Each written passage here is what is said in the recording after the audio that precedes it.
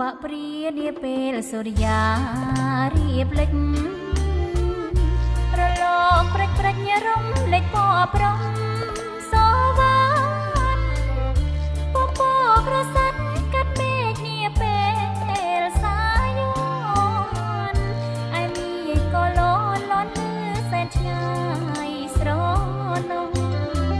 ភូមិនេសាទអណ្ដែតលើផ្ទៃជលសាចំណោសៃហាកន្ត្រារឿងតាមទាំងអកាលបងនឹងអូនសាក្បូនស្នេហាយ៉ាងស្មោឯលើរូបប្របបងចលអូនឯកាធ្វើម្ដេចរូបអូនជាគូ